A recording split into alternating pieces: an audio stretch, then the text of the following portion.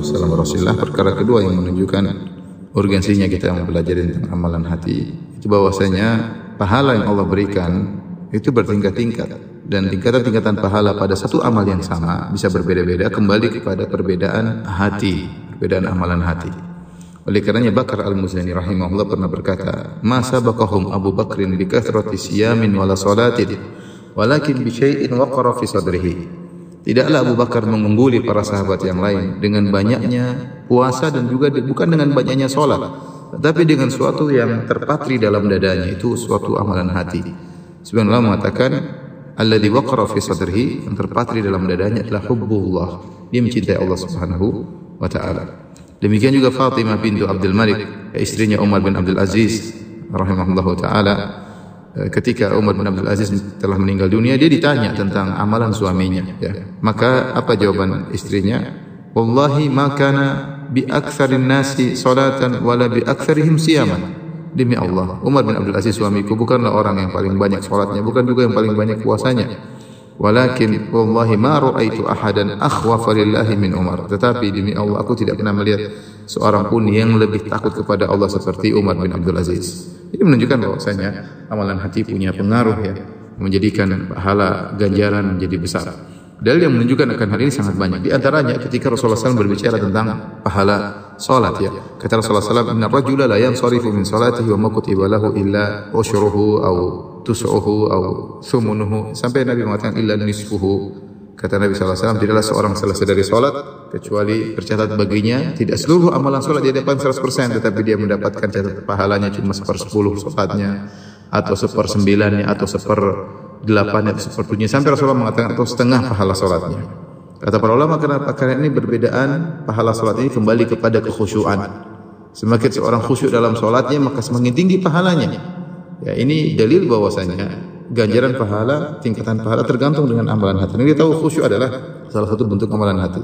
Kemudian juga dalam hadis yang masyhur disebut hadis sahibul bitaqah, yaitu Nabi SAW mengatakan yusahu bi rajulin min ummati yaumal qiyamati, dipanggillah seorang dari umatku pada hari kiamat, fayunsyar lahu tis'atun tis'una sijillan, kemudian dibentangkan baginya 99 catatan kemaksiatan, kullu sijilin madul basar, setiap catatan sejauh mata memandang, isinya maksiat terus. Maka dia menyangka dia akan binasa, ya. Kemudian kata Allah Subhanahu wa taala, sungguhnya kau memiliki satu kebaikan di sisi kami. Maka dikeluarkan kepadanya suatu kartu tertulis la ilaha illallah. Maka dia berkata, ma hadhil bitaqa min haula'i sijillat. Ya Allah, apa pengaruhnya kartu ini dibandingkan dengan 99 catatan amal maksiat yang setiap catatan gulungan dibentangkan maka sejauh mata memandang, dibandingkan kartu kecil la ilaha illallah. Maka dikatakan kepadanya, innaka lan tuzlamal yaum, kau tidak akan dizalimi pada hari ini. Ketika ditimbang, ternyata kartu la ilaha illallah lebih berat daripada catatan maksiat tersebut. Dan ini luar biasa, ya. Dan kita tahu setiap orang Islam punya kartu ini. Setiap kita punya bitoqah, punya kartu la ilaha illallah. Tetapi kualitasnya berbeda-beda. Semakin seorang kuat, semakin tinggi tawakalnya, semakin tinggi keikhlasannya, maka akan semakin berat kartu la ilaha illallahnya kalau ditimbang pada hari kiamat kelak. Ini dalil bahwasanya ganjaran berbanding lurus dengan kuatnya amal hati seseorang. Demikian juga kisah tentang seorang wanita pezina yang dia memberi minum kepada seekor anjing. Bainama kalbun yutifu bi raqiyatin kada yaqtuluhu al-atash idh ra'athu baghin baghaya bani Israil. Ketika ada seekor anjing kehausan, dia muter-muter di mulut sumur, dia ingin minum dari sumur tersebut tapi dia tidak punya kemampuan untuk turun mengambil air. Tiba-tiba sampai disebut dalam riwayat dia menjulurkan lidahnya di pasir karena kehausan. Maka dilihat oleh seorang wanita bezina dari Bani Israel. Maka fanaza'at muqaha, maka dia pun melepaskan sepatunya. Wanazalat fil bi'r, kemudian dia turun di sumur, kemudian dia isi air di sepatunya, kemudian dia naik lagi di atas sumur, kemudian dia fasaqathu, maka dia beri minum kepada anjing tersebut. Maka apa kata Nabi sallallahu alaihi wasallam?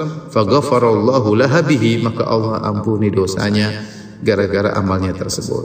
Para ulama bahas, bukan berarti setiap orang kalau memberi minum kepada seekor hewan lantas kemudian dia dapatkan pahala sebesar itu.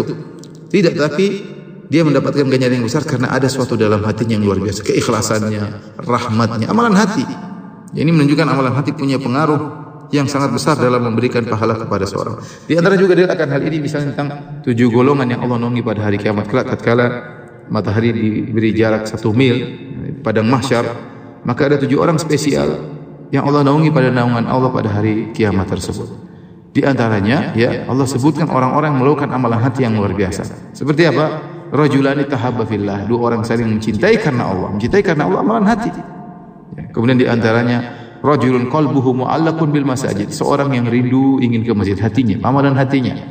Ya, di antaranya seorang yang dirayu oleh wanita yang cantik, jilitan dan kaya raya, kemudian dia tolak, dia berkata, "Inni akhafullah," aku takut kepada Allah, takut kepada Allah. Ya, amalan hati.